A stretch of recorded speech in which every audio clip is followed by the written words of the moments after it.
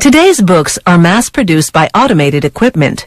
But before the industry was mechanized, book pages were hand-bound, their covers meticulously handcrafted one at a time by talented bookbinders.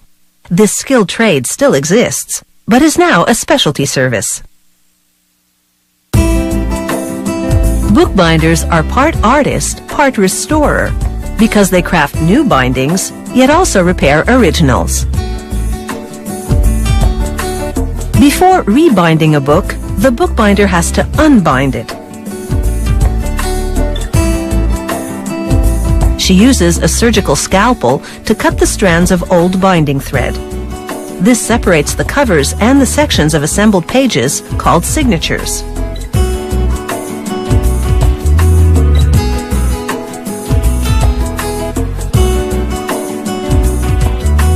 Using a paper cutter, she trims the components just enough to make their edges neat and smooth. Then she positions the signatures in a vise, sandwiched between cardboard for support.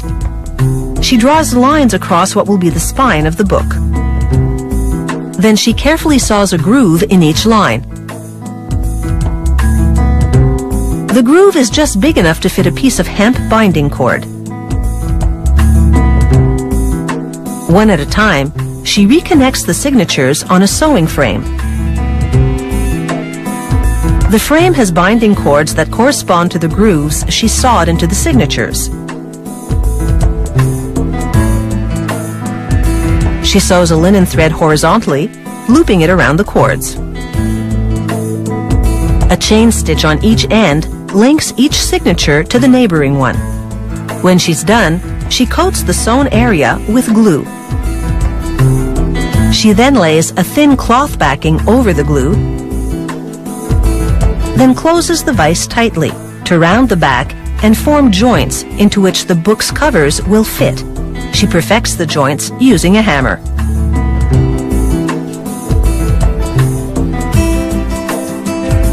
Next, she weaves the binding's headband by wrapping threads around support sticks in a specific pattern.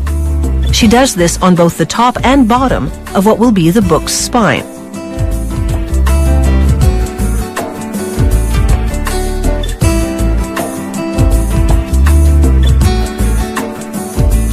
Next, by folding and gluing pieces of paper, she constructs a tube the exact width and length of the spine. She glues the tube to the spine.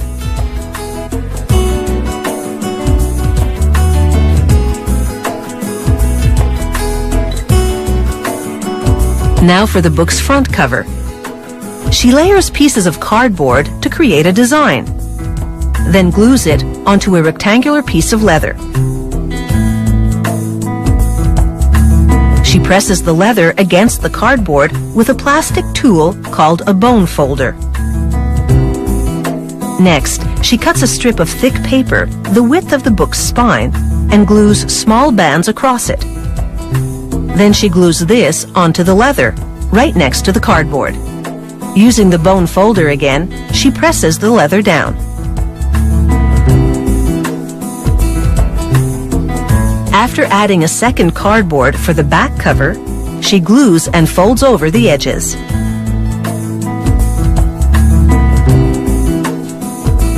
Then she makes 2 swift incisions to remove a triangle of leather. This produces perfect corners every time.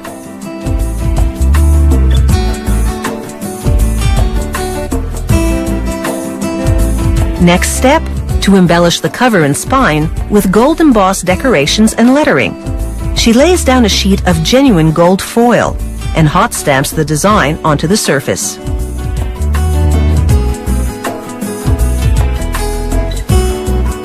After attaching the bound pages with leather hinges that match the cover, the bookbinder applies the finishing touch, decorative paper on the inside covers.